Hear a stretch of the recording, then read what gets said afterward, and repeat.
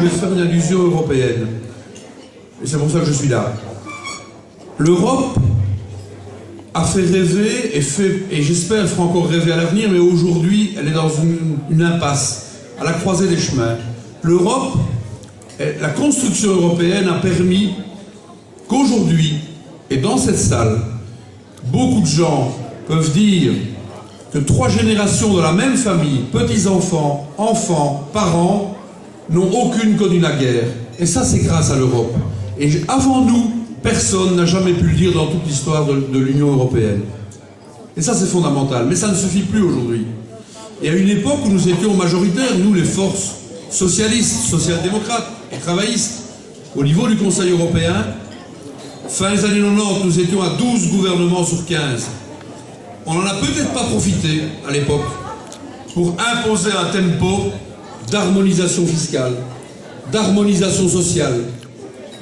On a cru aussi peut-être, naïvement, faisons notre autocritique, même aujourd'hui, que le marché allait apporter et continuer à apporter une prospérité.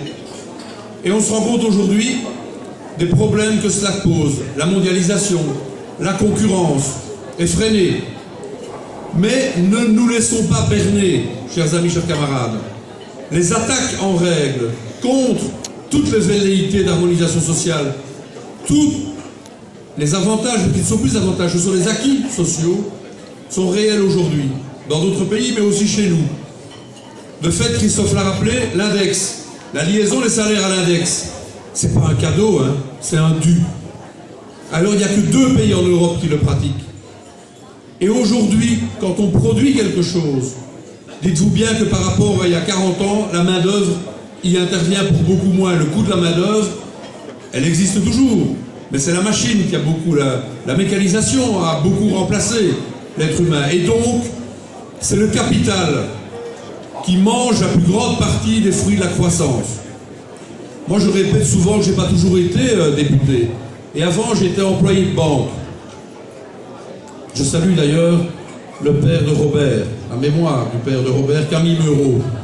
Parce que quand un jour j'ai réussi un examen à la CGER, c'est à Camille que j'ai téléphoné pour voir s'il me conseillait d'accepter ou de rester au cabinet de la région wallonne où j'étais. Je ne savais pas qu'on resterait si longtemps au pouvoir et j'ai eu envie d'une espèce de sécurité d'emploi et je suis parti à la CGER. Et moi, contrairement à Charles Michel qui tape sur les socialistes, je vais rendre hommage à un grand homme politique libéral, mais du 19e siècle. Il s'appelait Walter Frère-Orban.